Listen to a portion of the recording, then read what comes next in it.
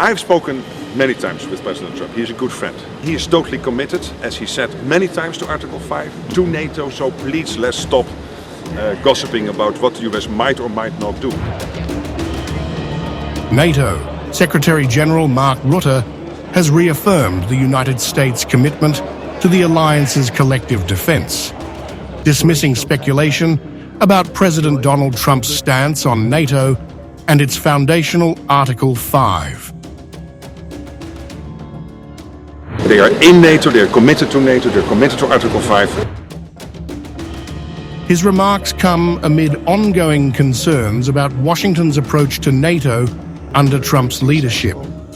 The president has previously criticized alliance members for inadequate defense spending, fueling uncertainty about US commitments.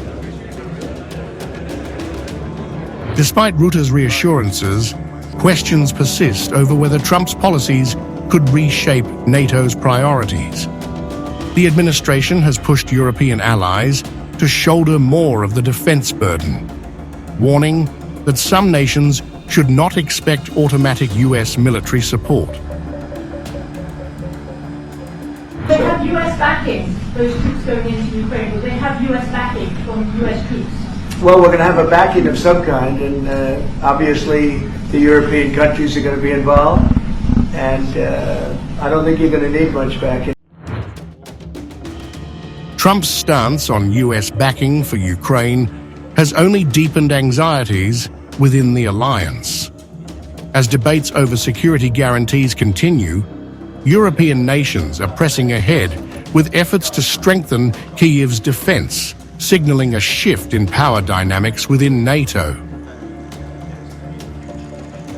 The UK and France have already committed to ensuring Ukraine's security under a potential peace deal, and Rutte indicated that more nations are prepared to follow suit.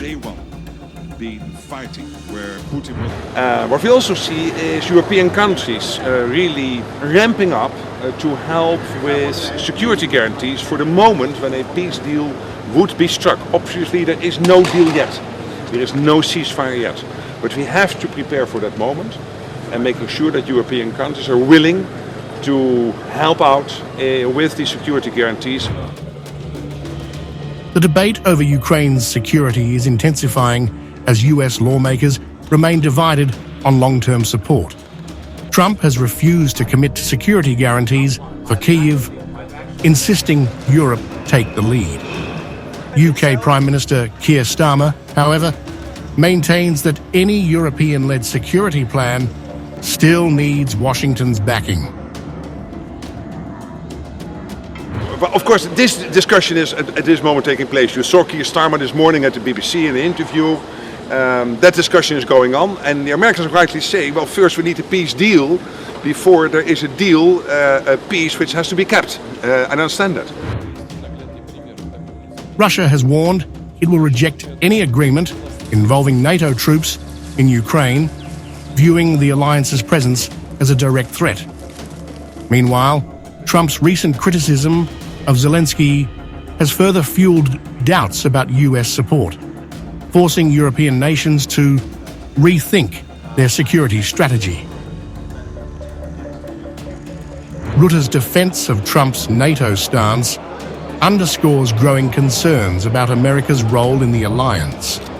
As Europe takes on more responsibility, NATO could be on the brink of a major transformation under Trump's leadership.